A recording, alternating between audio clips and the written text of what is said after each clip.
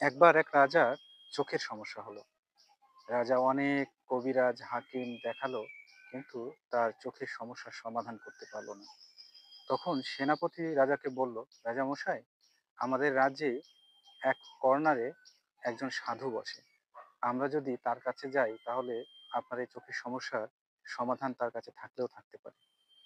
তো রাজা সেই সেনাপতির কথা শুনে সেই সন্ন্যাসীর কাছে গেল এবং সন্ন্যাসীকে গিয়ে বলল তার সমস্যার কথা। এবার সন্ন্যাসী সবকিছু শুনে সন্ন্যাসী বলল, রাজামশাই, আপনার এই চোখের সমস্যার সমাধান আমি করে দিতে পারি। এটা খুবই স্বাভাবিক একটা বিষয়, খুব সহজ একটা বিষয়।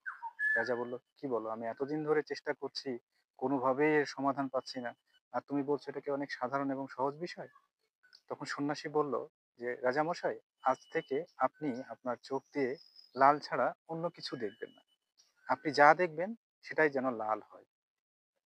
তখন রাজা তার রাজ্যে সব জায়গাতে লাল রং দিয়ে ছেয়ে ফেললো। রাজ্যের প্রত্যেকটা জিনিসে লাল রং দিয়ে রঙিন করে ফেললো। এবার রাজা দেখলো যে তার রাজার চোখের সমস্যার সমাধান হয়ে গিয়েছে। তখন রাজা খুব খুশি হলো এবং সেনাপতিকে বলল, যাও, সেই সাধুকে ধরে নিয়ে আসো। তার সাথে আমি দেখা করতে চাই, আমি তার সাথে সাক্ষাৎ করতে চাই। তখন সেনাপতি রাজার নির্দেশে সেই সাধুকে রাজদরবারে নিয়ে আসলো। এবার রাজদরবারে যখন নিয়ে আসা হলো, তখন সাধুকে লাল রং দিয়ে গোসল করিয়ে ফেলা হলো। সাধু এতে প্রচন্ড ক্ষিপ্ত হলেন এবং রেগে গেলেন। এবার তাকে লাল রং দিয়ে রাজার সামনে এসে উপস্থিত করানো হলো। রাজা মহা খুশি, তাকে স্বাগত জানালো। এবার সেই সাধু বলছে, রাজা মশাই, আপনি এটা কি করলেন, আমাকে কেন লাল রং দিয়ে গোসল করালেন? তখন রাজা বলল, তুমি তো বলেছিলে আমি যা দেখবো তা যেন শুধু লালই দেখি। তুমি আমার সামনে যদি রং ছাড়া আসতে, তাহলে তো আমার চোখের আবার সমস্যা হতো। সেই জন্য তোমাকে লাল রং দিয়ে গোসল করানো হয়েছে।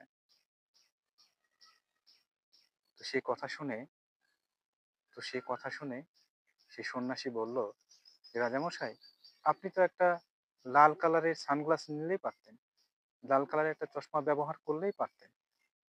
আপনি পুরো রাজ্য কেন লাল করে ফেললেন? রাজামশাই লজ্জায় পড়ে গেল। আসলেই তো তাই, আমি যদি একটা লাল রঙের চশমা ব্যবহার করতাম, তাহলে তো সব সমস্যার সমাধান হয়ে যেত। এখান থেকে আমাদের জীবনেও বেশ কিছু শিক্ষণীয় বিষয় আছে। অনেক সময় আমাদের সমস্যাগুলোর সমাধান আমাদের নিজেদের কাছেই থাকে, কিন্তু আমরা সেটা বুঝতে পারি না। আমরা বুঝতে পারি না বলেই সবকিছুকে পরিবর্তন করতে চাই। কেবল পরিবর্তন করতে চাই না নিজেকে। আমার নিজের কাছে যেখানে সমস্যার সমাধান আছে, সেখানে অন্যের কাছে আমি সমস্যার সমাধান খুঁজতে যাই। তাই আমরা যখন কোনো সমস্যায় পড়ব, তখন প্রয়োজন আমাদের নিজেদেরকে পরিবর্তন করা। যদি আমরা আমাদের নিজেদের ভেতরের পরিবর্তনটাকে আনতে পারি, তাহলে অনেক ক্ষেত্রেই অনেক সমস্যার সমাধান পাওয়া সম্ভব। তাই প্রথমেই সবকিছুকে একেবারে ওলটপালট করে চিন্তা ভাবনা না করে, বরং নিজের ভেতরের পরিবর্তনটাকে কিভাবে আনা যায় সেদিকে দৃষ্টিপাত করলে খুব সহজেই ভালো থাকা যায় এবং খুব সহজেই সমস্যার সমাধান পাওয়া যায়।